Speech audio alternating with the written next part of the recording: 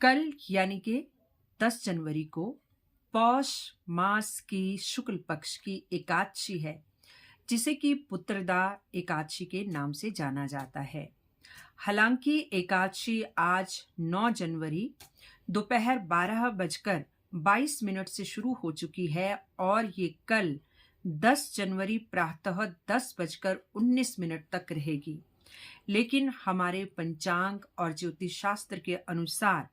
क्योंकि सूर्योदय से ही हमारी तिथि की गणना की जाती है, इसलिए पुत्रदा एकादशी का व्रत कल होगा यानी कि 10 जनवरी को होगा। केवल कुछ ही ऐसे त्योहार हैं जैसे कालाष्टमी, जन्माष्टमी, मासिक दुर्गा अष्टमी और दीपावली, जिसमें निशा काल के समय जो है पूजा वगैरह की जाती है, जबकि बाकी के हिंदू के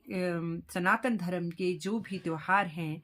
वो सूर्योदय के बाद की जो तिथि चली होती है उस समय उसी तिथि को लेकर उसे मनाया जाता है। और रही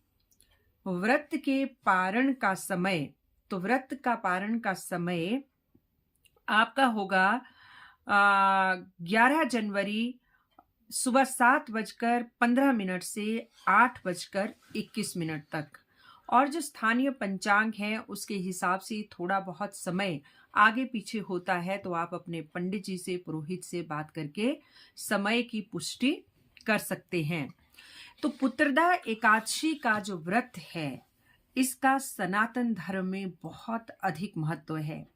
कहते हैं कि अगर पति और पत्नी संयुक्त रूप से पुत्रदा एकादशी करते हैं तो उन्हें वाजपेय यज्ञ को करने से जो पुण्य मिलता है उस पुण्य के फल की प्राप्ति उन्हें होती है। पुत्रदा एकादशी उन दंपतियों के लिए बहुत ही फल देने वाली होती है जिनको संतान की प्राप्ति नहीं होती या पुत्र प्राप्ति नहीं होती। यही नहीं कि जिनके बच्चों के कार्यों में, भविष्य में, पढ़ाई में कुछ बाधा आ रही है, व्यवसाय में कुछ बाधा आ रही है, तो उनके माता पिता अपने बच्चों के बाधा हरण के लिए ये पौष मास की शुक्ल पक्ष की एकादशी जो पुत्रदा एकादशी है उसका व्रत करते हैं, तो उनके संतान की राह में आ रही बाधाएं जो हैं दूर होती हैं। पुत्रदा एकादशी के दिन लक्ष्मी पूजन का बहुत अधिक महत्व है। यूं तो सभी एकादशियों में लक्ष्मी पूजन का महत्व है, तो लक्ष्मी से जुड़े उपाय भी हम पुत्रदा एकादशी पर कर सकते हैं। जैसे अगर हमें अपने परिवार में सकारात्मकता का वास करना हो तो इस दिन तुलसी को आप कलावा बांध सकते हैं, उसमें 3 गांठे लगा के, 11 गांठे लगा के या 21 गांठे लगा के ओम नमो भगवते वासुदेवाय नमः का जाप करके, तो कहते हैं घर से नकारात्मकता दूर होती है। यही नहीं, इस दिन अगर हम तुलसी को श्रृंगार की वस्तुएं चढ़ाते हैं तो लक्ष्मी मां प्रसन्न होती है, क्योंकि तुलसी जी को लक्ष्मी का ही रूप माना गया है। इस दिन अगर हम संतान की खुशी के लिए, उसकी सुख समृद्धि के लिए भगवान कृष्ण को पीले वस्त्र, पीले फूल, पीली मिठाई या पीले फल चढ़ाते हैं और ओम क्लीम कृष्णाय नमः का जाप करते हैं, तो कहते हैं संतान की राह में जो बाधाएं आ रही हों, विपदाएं आ रही हों, वो भी दूर होती है। इस दिन भगवान विष्णु और लक्ष्मी जी की संयुक्त रूप से अगर हम पूजा करते हैं तो भगवान विष्णु का तो आशीर्वाद मिलता ही मिलता है, साथ में हमें माँ लक्ष्मी का भी आशीर्वाद मिलता है।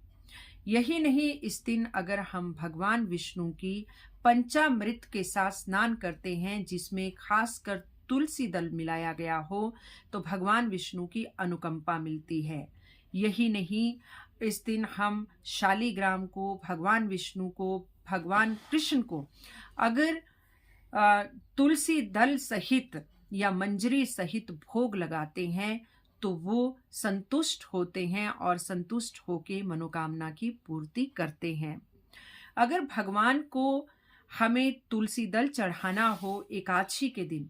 या फिर हमें मंजरी चढ़ानी हो एकादशी के दिन, तो इसे एकादशी से पूर्व ही तोड़ के अपने पास रख लें, क्योंकि रविवार और एकादशी के दिन सनातन धर्म में तुलसी का तोड़ना शुभ नहीं माना जाता, क्योंकि कहते हैं इन दोनों दिनों में तुलसी निर्जला रहती हैं। इस दिन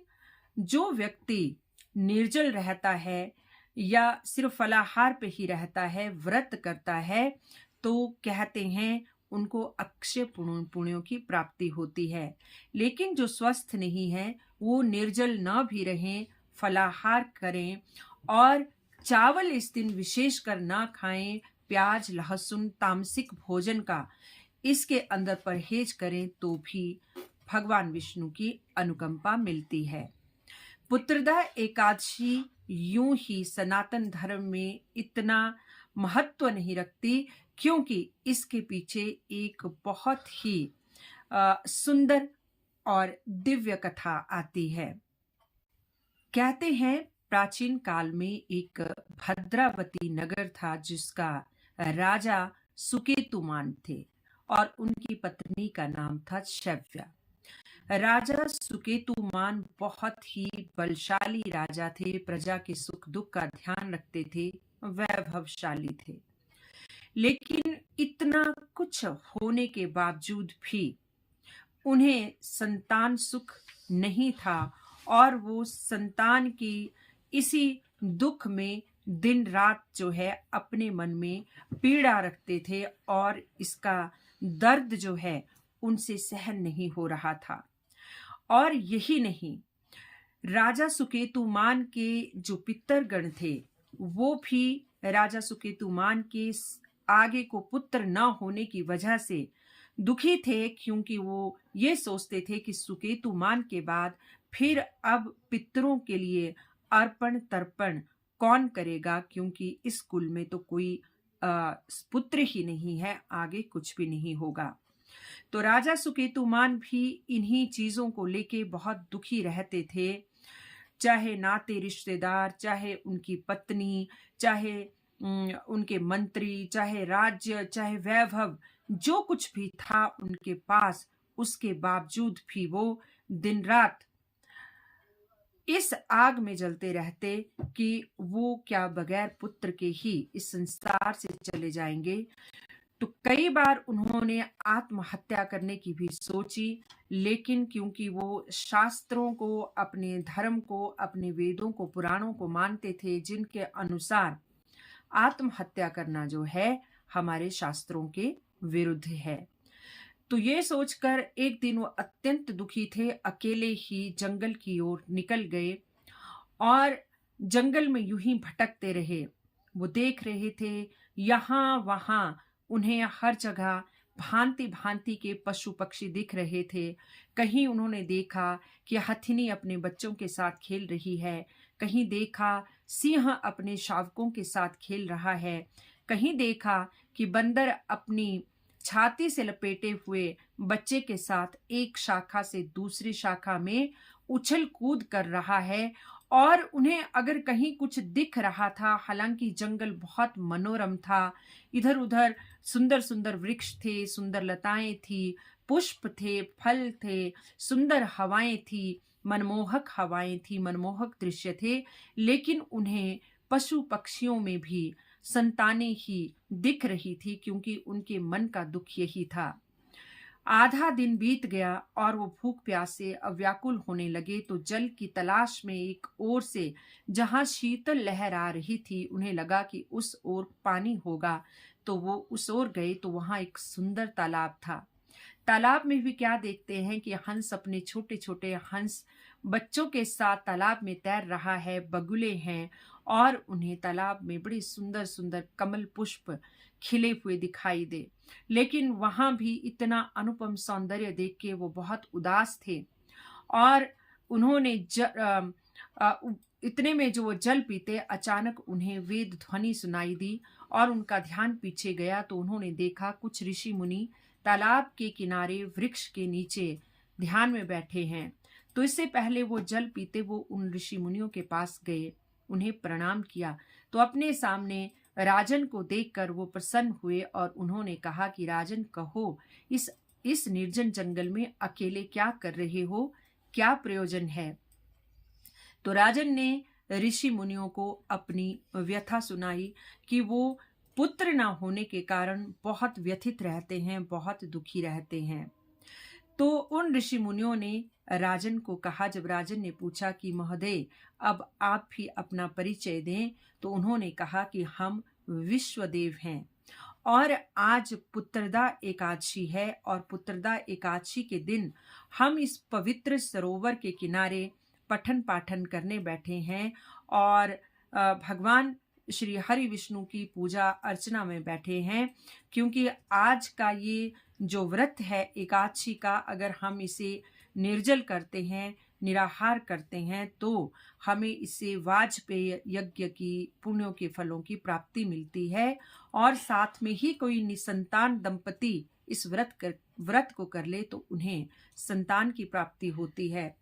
तो ये सुनकर राजा बहुत प्रसन्न हुए। उन्होंने सुकेतुमान ने पूछा कि वो उन्हें भी कुछ उपाय बताएं ताकि उनका पुत्र हो। तो विश्व जो देव थे उन्होंने उन्हें कहा कि अपने महल जाओ और अपनी रानी के सहित एकादशी का, पुत्रदा एकादशी का व्रत करो।